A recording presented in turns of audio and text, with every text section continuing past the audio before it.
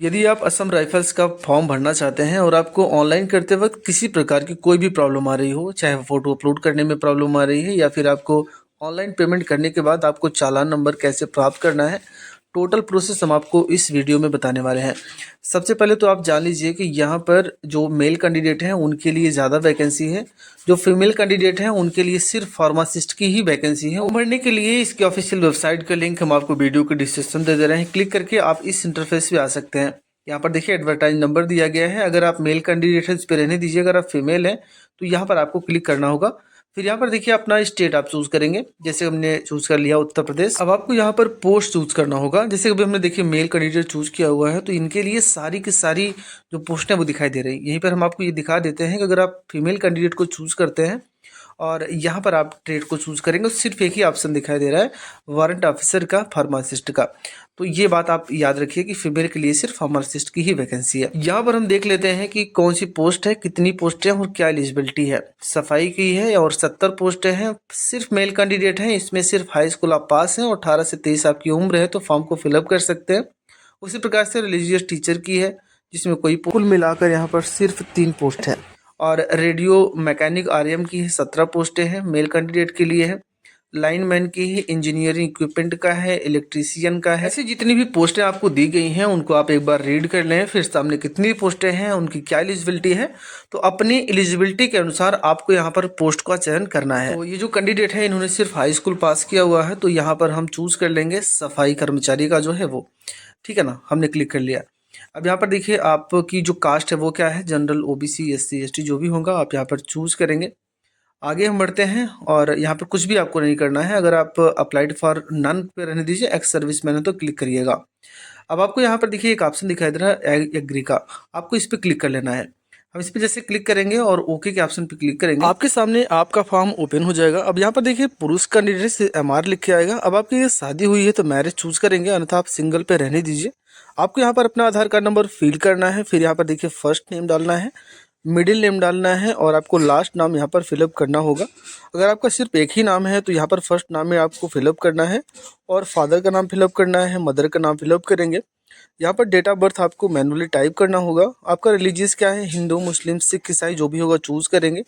अब यहाँ phone number को आप छोड़ दीजिए, यहाँ पर आपको मोबाइल नंबर में अपना मोबाइल नंबर फिलअप करना है, आपको ईमेल आईडी देनी होगी और आगे बढ़ जाइए। यहाँ पर देखिए एक ऑप्शन आपको दिखाई दे रहा है सेलेक्ट कम्युनिटी इफ़ एनी, यदि कोई कम्युनिटी जैसे कोई समुदाय आपका है तो ठीक है, अगर नहीं है तो आप बिल्कुल रहने दीजिए। यहाँ लिस्ट में कुछ कम्युनिटी के नाम दिए गए हैं जैसे गढ़वाली, डोगरा और लेह, वैसे बहुत सारे समुदाय दिए गए हैं। अगर इनमें से कोई है तो ठीक है, अगर नहीं है तो बिल्कुल आप इसको छोड़ सकते हैं, इसमें कुछ फिलअप करने की ज़रूरत नहीं है। अब आपको यहाँ पर आप अपना एड्रेस पूरा फिलअप करेंगे इस वाले बॉक्स में जहाँ पर करस्पॉन्डेंट एड्रेस दिया गया है। यहाँ पर देखिए डिस्ट्रिक्ट जब आप फिलअप करेंगे, जैसे कि प्रतापगढ़ है तो प्रतापगढ़ 2 जगहों पर है, जैसे कि उत्तर प्रदेश का है। पहला है आप क्लिक करेंगे तो सामने देखिए राजस्थान का आ रहा है।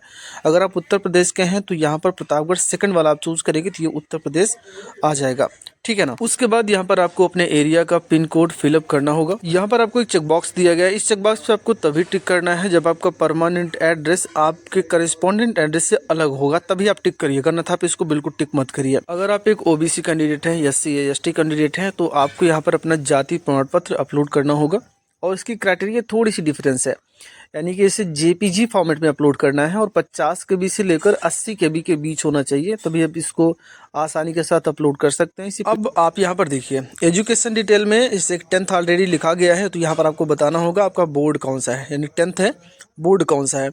तो जैसे यूपी बोर्ड वाले जो बच्चे हैं वो यहाँ पर उत्तर प्रदेश डालेंगे तो आ जाएगा बड़ी आसानी के साथ। अब आपको यहाँ पर डिटेल बताना होगी कि आपने किस वर्ष पास किया है, टोटल मार्क कितना है यानी पूर्णांक कितना है वो बताएंगे, ऑप्टेंड मार्क कितना नंबर आपने प्राप्त किया था, तो जो प्रतिशत है वो ऑटोमेटिक यहाँ पर कन्वर्ट हो जाएगा, ठीक।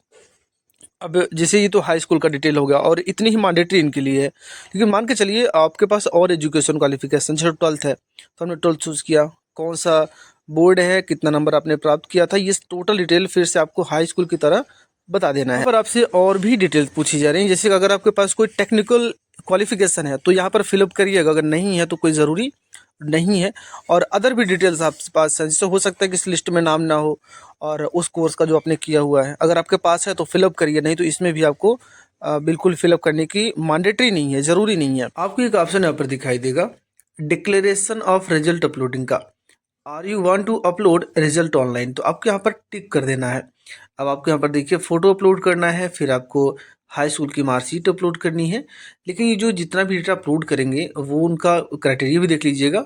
यहाँ पर आइडेंटिटी टाइप में जो अपलोड करेंगे, जैसे आधार कार्ड, रेजिडेंशियल यानी कि आय प्रमाण पत्र भी अपलोड कर सकते हैं। तो इनका जो रूल्स है वो क्या है, यहाँ पर देखिए जैसे कि फ़ोटो और मार्कशीट जो अपलोड करेंगे उनकी साइज़ 30 से 50 के बीच होनी चाहिए। और आपको पे आईडी जो अपलोड करेंगे उसको 50 से लेकर 80 केबी के बीच में जेपीजी फॉर्मेट में आपको अपलोड करना होगा। अब आपके पास यहाँ पर अगर कोई क्रिमिनल रिकॉर्ड है तो आपको यहाँ पर टिक करना है। हालांकि आप बिल्कुल भी टिक मत करिएगा, क्योंकि आपके पास कोई क्रिमिनल रिकॉर्ड नहीं होना चाहिए, नहीं तो आप इस फॉर्म को फिलअप नहीं कर पाएंगे या फिर इसके एलिजिबल नहीं रह जाएंगे। प्लेस में आप अपने सिटी का नाम डाल सकते हैं, अपने डिस्ट्रिक्ट का नाम डाल सकते हैं। अब आपको यहाँ पर कैप्चा कोड डालना है और सबमिट के ऑप्शन पे क्लिक कर देना। अब यहाँ पर देखिए कंफर्म किया जा रहा है कि आपने जो डिटेल फिलअप किया हुआ है अगर बिल्कुल सही है तो आपको फाइनल सबमिट करना है, अगर नहीं सही है तो यहाँ पर आप रिव्यू और एडिट भी कर सकते हैं। हालांकि सही है, हम यहाँ पर फाइनल सबमिट के ऑप्शन पे क्लिक करते हैं और ओके करते हैं। आपका फॉर्म तो यहाँ पर सबमिट हो चुका है, लेकिन अभी पेमेंट करना बाकी है। यहाँ पर देखिए दो ऑप्शन आपके पास हैं, एक तो बैंक चालान पेमेंट का है और दूसरा है ऑनलाइन पेमेंट का। हालांकि बैंक चालान पेमेंट पर तो ऑलरेडी क्लिक है, लेकिन हम ऑनलाइन पेमेंट पर क्लिक करते तो होता नहीं है। सामने लिखा गया है click here for online payment का, आपको इस पर क्लिक करना है तो आपको रिडायरेक्ट कर देगा अगले पेज पर। अब आपको यहाँ पर पेमेंट गेटवे में दो ऑप्शन दिखाई देंगे, एक तो ग्रुप बी है और दूसरा ग्रुप सी है। अब आपको यहाँ पर ग्रुप सी वाले ऑप्शन को चूज करना है, फिर आपको स्क्रॉल करते हुए नीचे की तरफ आ जाना है। अब आपको यहाँ पर अपना नाम, मतलब जिस कैंडिडेट के नाम फॉर्म फिलअप कर रहे हैं उनका नाम, उनके पिता का नाम, डेट ऑफ बर्थ, फिर आपको यहाँ पर ट्रेड चूज करना है। जैसे कि इन्होंने फॉर्म किसके लिए फिलअप किया हुआ है, सफाई के लिए, ठीक है ना, सफाई कर्मचारी का है। मैं यहाँ पे चूज़ कर लूँगा ये चीज़, राइफलमैन सफाई का। और फिर यहाँ पर कैटेगरी चूज़ करनी है, ओबीसी है, चूज़ कर लीजिए। किस स्टेट के आप रहने वाले हैं, अपना स्टेट आपको यहाँ पर चूज़ करना होगा। यहाँ पर आप सर्च भी कर सकते हैं। यहाँ पर आप क्लिक कर लीजिए, फिर यहाँ पर कितने पे पेमेंट कटना है, 100 रुपये का।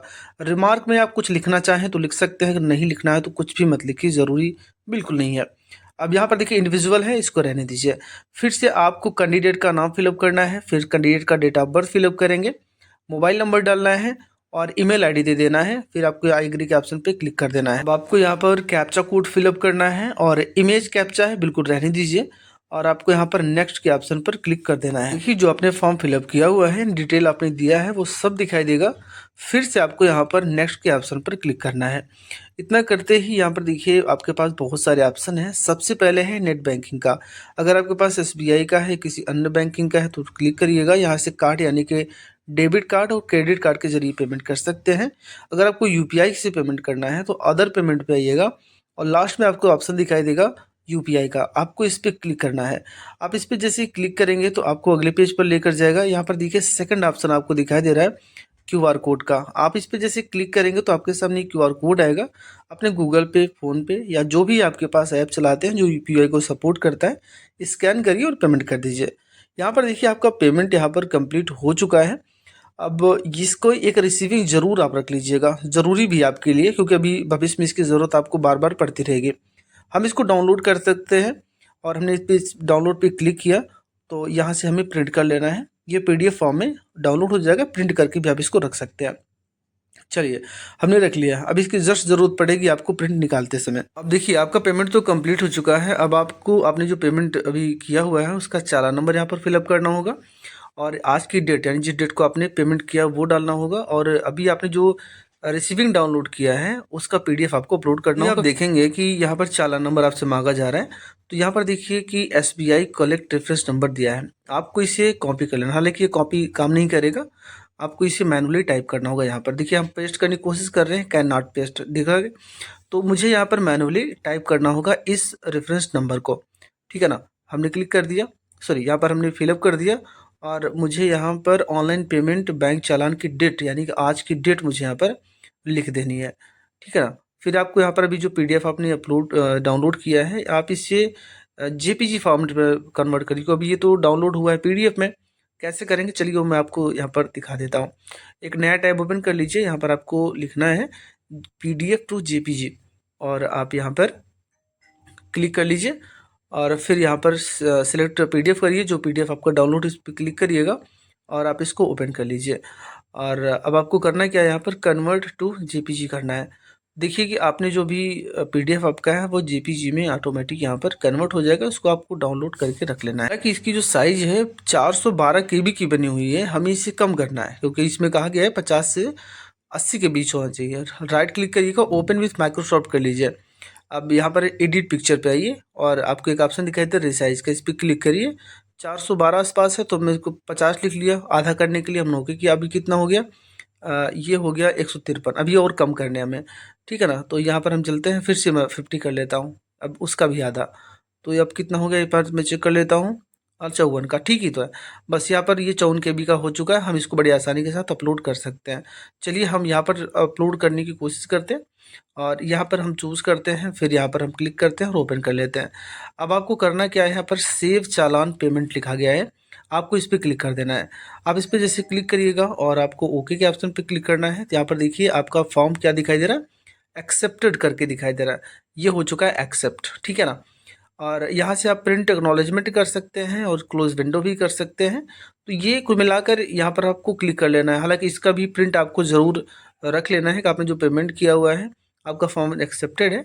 ये रैली का पूरा डिटेल है, ठीक है ना। आपकी रैली कब होगी, किस डेट को होगी, चैनल को सब्सक्राइब करके रखिएगा। अगर आपको किसी प्रकार की कोई डाउट है तो आप में कमेंट कर सकते हैं।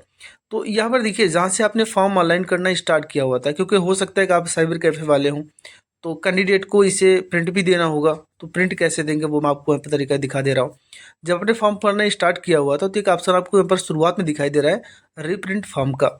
इसका लिंक हमको वीडियो को डिस्क्रिप्शन में दे देंगे, डायरेक्टली भी यहाँ पर आप प्रिंट कर सकते हो। वहाँ पर लिखा होगा प्रिंट एप्लीकेशन। तो यहाँ पर देखिए एक ऑप्शन दिखाई दे रहा है आईडी नंबर या फिर ईमेल आईडी कस्टमर का, ठीक है ना। तो हमारे पास ईमेल आईडी मौजूद है, आसानी के साथ हम कस्टमर का ईमेल आईडी डाल देंगे।